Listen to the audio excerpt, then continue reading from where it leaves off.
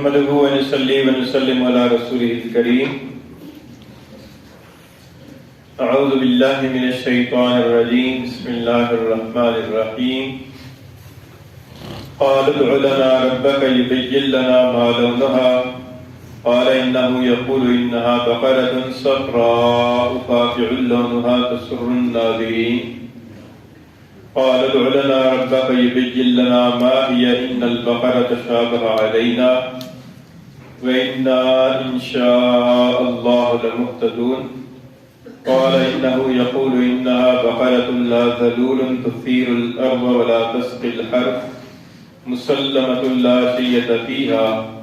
قالوا الآن جئت بالحق فذبحوها وما كادوا يفعلون. صدق الله العلي العظيم. قال ادع لنا ربك. انہوں نے کہا کہ پکاریے ہمارے لیے اپنے رب کو. یبین لنا ما لونها، جو بیان کرے ہم سے کہ کیا اس کا رنگ ہونا چاہیے. قال، آپ نے فرمایا، انه یقول، بے شک وہ فرماتا ہے، انها بقرة صفراء، کہ بے شک وہ ایسی گائے ہو جو زرد رنگ کی، فاقع لونها، جس کا رنگ گہرا ہو، تسر الناظرین، خوش کر دیتی ہو دیکھنے والوں کو. قال ادع لنا ربک، کہنے لگے کہ پکاریے ہمارے لیے اپنے رب کو. یبین لنا ما ہی، کہ وہ بیان کرے ہم سے کہ وہ کس قسم کی ہو. ان البقرہ تشابہ علینا، بے شک گائے ہماری پر مشتبہ ہو گئی. وإنا إن شاء اللہ لمہتدون، اور بے شک ہم نے اگر چاہا تو صحیح راہ، اگر اللہ نے چاہا تو ہم صحیح راہ پر پہنچ جائیں گے. قال، آپ نے فرمایا، انه یقول، بے شک وہ فرماتا ہے، انها بقرۃ، کہ بے شک وہ ایسی گائے ہے، لا ذلول، جو محنت کرنے والی نہ ہو، تثیر الارض، اس زمین کو پھاڑتی ہو، ولا تسقی الحرث، اور نہ کھیتی کو سیراب کرتی ہو، مسلمۃ، بے عیب ہو، لا شیۃ فیہا، اس میں کوئی داغ نہ ہو. قال الآن جئت بالحق، کہنے لگے کہ اب آپ صحیح بات لے کر آئے. فذبحوها، سو انہوں نے اس کو ذبح کیا. وما كادوا يفعلون، اور قریب نہ تھا کہ وہ ایسا کرتے. پچھلی آیات کریمہ میں اس بات کا بیان تھا کہ جب حضرت موسیٰ علیہ السلام نے ایک خاص موقع پر بنی اسرائیل والوں کو گائے ذبح کرنے کا حکم دیا تو انہوں نے اس سلسلے کے اندر سوالات کرنا شروع کیے. پہلا سوال یہ کیا کہ ما ہی، کہ وہ بیان فرمایا آپ کا رب کہ وہ گائے کیسی ہونی چاہیے. اس کے بعد آج کی آیات کریمہ کے اندر دو اگلے سوالات کا ذکر ہے. پہلا سوال یہ کہ وہ کہنے لگے کہ اپنے رب سے فرمائیے کہ وہ ہم سے فرمائیں کہ اس کا رنگ کیسا ہونا چاہیے. یعنی گائے کے بارے میں بتا دیا کہ گائے کیسی ہونی چاہیے عمر کے لحاظ سے، کہ وہ نہ تو بہت بوڑھی ہو اور نہ بالکل بچیا ہو بلکہ درمیانی عمر کی ہو. اب یہ بتائیے کہ اس کا رنگ کیسا ہونا چاہیے. تو اللہ تعالیٰ سے حضرت موسیٰ علیہ السلام نے درخواست کی اور اللہ تعالیٰ کی طرف سے جواب آیا کہ ان سے کہیے کہ وہ گائے زرد رنگ کی ہونی چاہیے، جس کا رنگ خوب گہرا زرد اور شوخ قسم کا زرد ہو. صفرا جو ہے نا، یہ پیلے رنگ کی کہتے ہیں، اور فاقع کا مطلب ہے گہرا شوخ قسم کا پیلا، یعنی پیلا کے اندر بھی اس کے اندر بہت زیادہ پلاہٹ ہو، ایسے رنگ والی گائے ہونی چاہیے. اور اس کا رنگ ایسا ہو کہ تسر الناظرین، کہ وہ دیکھنے والوں کو خوش کرتی ہو، یعنی ایسی خوش رنگ قسم کی گائے ہو کہ جس کو دیکھنے سے آدمی کی طبیعت خوش ہو جائے. قال ادع لنا ربک یبین لنا ما ہی، پھر انہوں نے کہا کہ اچھا آپ اپنے رب سے یہ بھی پوچھئے کہ وہ گائے کس قسم کی ہونی چاہیے.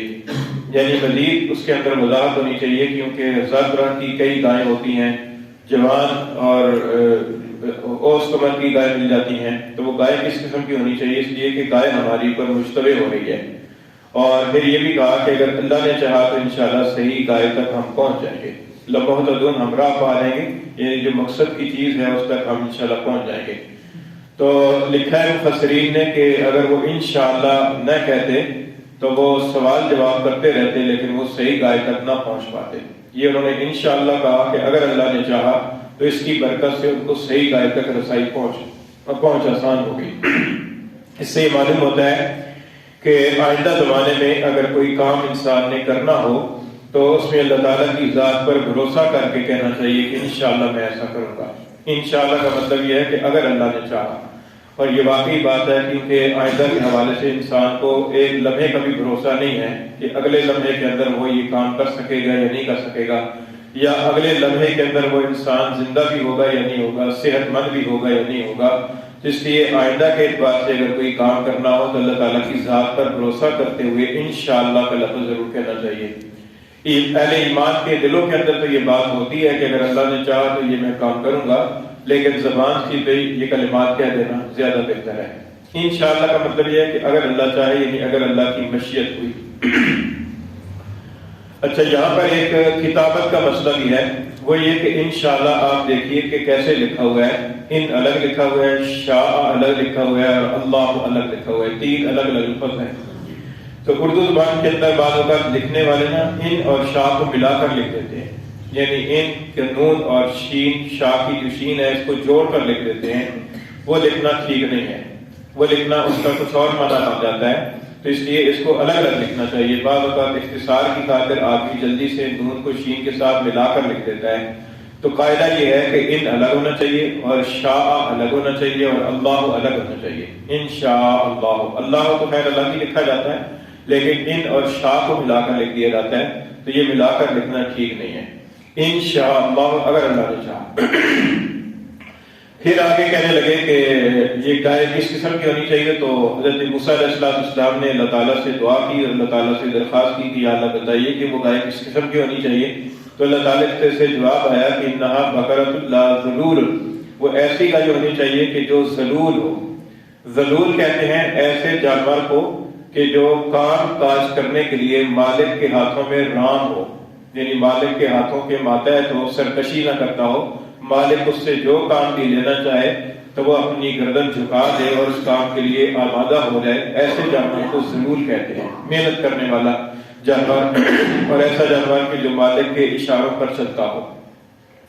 تثیر الارض کا مطلب یہ ہے کہ وہ زمین کو پھاڑتی ہو، یعنی ایسی گائے نہیں ہونی چاہیے کہ جس کو ہل کے اندر جوت کر تو اس کے ذریعے سے زمین کو پھاڑا جاتا ہے، زمین کے اندر ہل چلایا جاتا ہے۔ ہمارے ہندوستان اور پاکستان کے علاقے کے اندر تو عام طور پر بیلوں سے یہ کام لیا جاتا ہے، لیکن مصریوں کے ہاں ہو سکتا ہے کہ یہ گائے سے بھی کام لیا جاتا ہو، اور آج کل بھی بعض علاقوں کے اندر ممکن ہے کہ گائے سے بھی یہ کام لیا جاتا ہو۔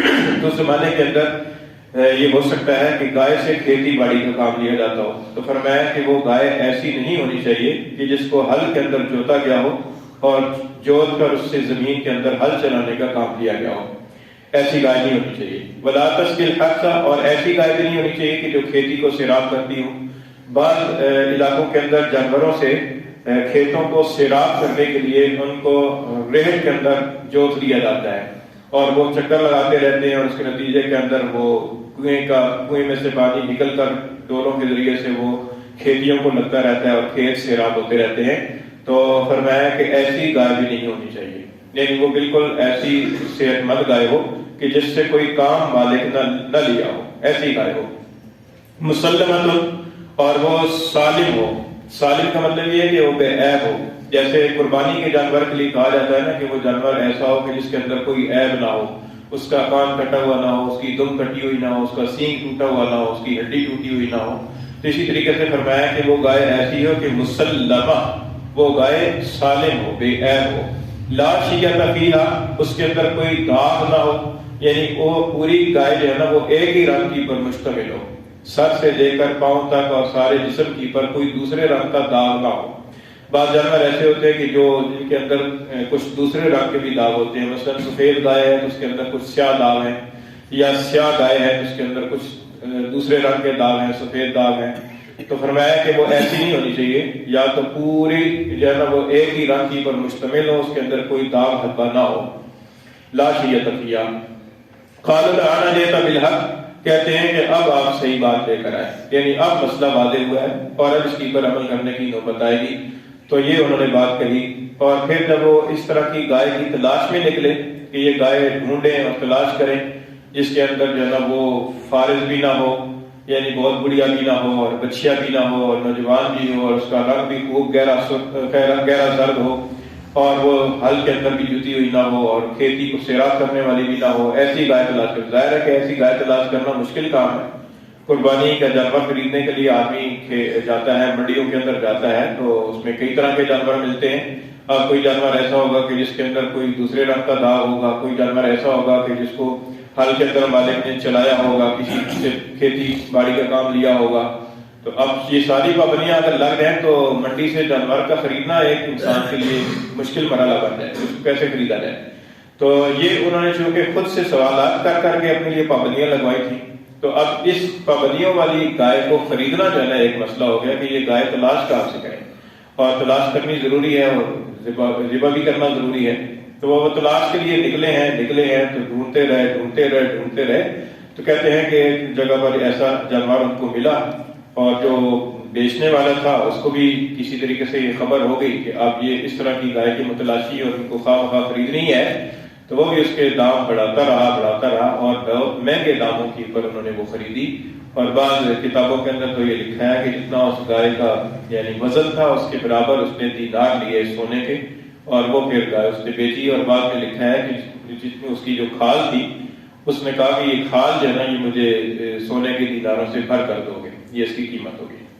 تو خیر یہ کیونکہ ان کی خود اپنی شرارتیں تھیں اور خود ان کی کٹ حجتیاں تھیں جس کی وجہ سے اس مشکل کے اندر وہ پھنسے، تو انہوں نے یہ گائے لی اور ذبح کیا. اللہ تعالیٰ نے فرمایا کہ فذبحوہا، انہوں نے اس کو ذبح تو کیا، وما کانوا یفعلون، لیکن ان کی کٹ حجتیوں کی وجہ سے لگتا نہیں تھا کہ یہ ایسا کریں گے. یعنی جس طرح کے یہ سوالات کر رہے تھے اور جس طرح کی پابندیاں اپنے اوپر لگوا رہے تھے تو قریب تھا کہ یہ ایسا نہ کر سکتے، لیکن یہ تو بس انشاءاللہ کی برکت تھی، اللہ تعالیٰ کو منظور تھا تو یہ ایسی چیز تک پہنچ گئے اور یہ انہوں نے کام کر لیا. یہاں تک اس واقعے کا ایک جز پورا ہوا. اگلا جز اگلی آیات میں آئے گا. اب اس واقعے سے یہاں تک جو اجزاء ہوئے ہیں، ان اجزاء کے اندر جو سب سے بڑا سبق ہے ہمارے لیے وہ یہ ہے کہ انسان کو فضول سوالات نہیں کرنے چاہیے، خاص طور پر اس زمانے کے اندر جس زمانے میں وحی نازل ہو رہی تھی. حضور اقدس صلی اللہ علیہ وسلم نے اس بات کو پسند نہیں فرمایا. آپ صلی اللہ علیہ وسلم نے ایک موقع پر فرمایا کہ لوگوں تمہارے اوپر حج فرض کر دیا گیا ہے. تو ایک صاحب نے سوال کیا کہ اللہ کے رسول کیا ہر سال حج فرض ہے؟ حضور صلی اللہ علیہ وسلم نے سکوت فرمایا کہ یہ خاموش ہو جائے. انہوں نے دوبارہ پوچھا کہ کیا ہر سال حج فرض ہے؟ حضور صلی اللہ علیہ وسلم نے پھر سکوت فرمایا. پھر اس نے تیسری مرتبہ سوال کیا کہ کیا ہر سال حج فرض ہے؟ تو حضور صلی اللہ علیہ وسلم نے فرمایا کہ اگر میں ہاں کہہ دیتا تو پھر ہر سال حج فرض ہو جاتا اور تم مشکل میں پڑ جاتے. اور پھر فرمایا کہ جو میں حکم دوں تو جہاں تک ہو سکے اس کی پر عمل کر لو اور مزید کھود قریب کے اندر بنی اسرائیل والوں کی طرح نہ پڑھو کہ جس کے نتیجے کے اندر پھر کام کے اندر مشکلات پیدا ہو جائیں. اور ایک حدیث کے اندر آتا ہے کہ حضور نے فرمایا کہ یہ سب سے زیادہ برا آدمی وہ ہے کہ ایک چیز لوگوں کے لیے حلال ہو اور وہ سوال کر کے لوگوں کے لیے اس کے اوپر حرام ہونے کا وہ حکم لگوا دے اور ان کے اوپر پابندی لگوا دے. ایسا شخص برا ہے کیونکہ اللہ تعالیٰ نے ایک چیز کو کھلا چھوڑا ہے اور اس کے اندر چھوٹ دی ہے تو اس کے اندر خواہ کھود پریب کر کے اور اپنے لیے مشکلات انسان کو نہیں کھڑی کرنی چاہیے. اور دوسرا یہ معلوم ہوا کہ سوال جو ہے نا یہ ایسا کرنا چاہیے کہ جس کی عملی زندگی کے اندر ضرورت ہے. جو عملی زندگی کے ساتھ ضرورت کا متعلق سوال نہیں ہے ایسے سوال سے گریز کرنا چاہیے. مثال کے طور پر یہ سوال کرنا جی کہ حضرت آدم علیہ السلام کی قبر کہاں ہے، تو اب اس سے ہمارا عملی زندگی کا کوئی سوال متعلق نہیں، کوئی عمل اس سے متعلق نہیں ہے. اب اس کا اگر فرض کیا کہ ساری زندگی بھی اگر کسی کو نہ پتہ چلے تو اس کی یہ کوئی خرابی والی بات نہیں، کوئی برائی والی بات نہیں.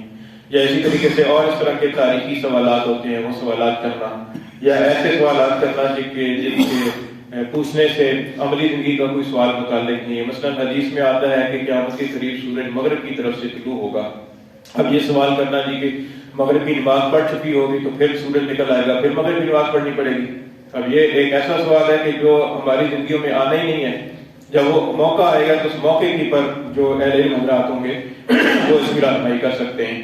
تو اب اس طرح کے جو سوالات ہیں نا جن کا فوری طور پر ہماری عملی زندگی کے ساتھ کوئی تعلق نہیں ہے، نہ اس کے ساتھ کوئی عقیدہ متعلق ہے، نہ اس کے ساتھ کوئی عمل متعلق ہے، اس طرح کے سوالات سے انسان کو گریز کرنا چاہیے.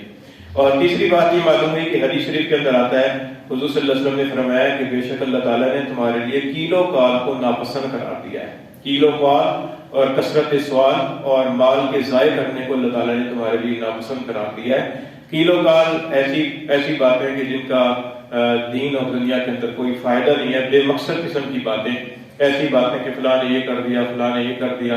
جیسے ہمارے ہاں تبصرے ہوتے رہتے ہیں نا، سیاسی لوگوں کے بارے میں تبصرے ہوتے رہتے ہیں.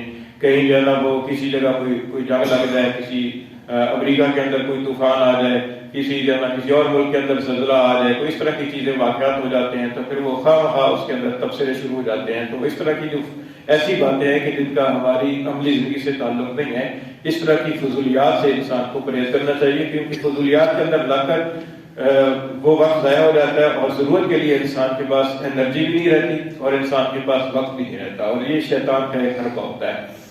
تو یہ اس طرح کی چیزیں ان سے معلوم ہوتی ہیں اس واقعے سے. تو اس قسم کے اسباب کی پر میں عمل کرنا چاہیے. فرمایا کہ قالوا ادع لنا ربک یبین لنا ما لونھا، کہنے لگے کہ آپ اپنے رب سے ہمارے لیے دعا کیجیے کہ وہ ہمیں بیان کرے کہ اس کا رنگ کیسا ہو.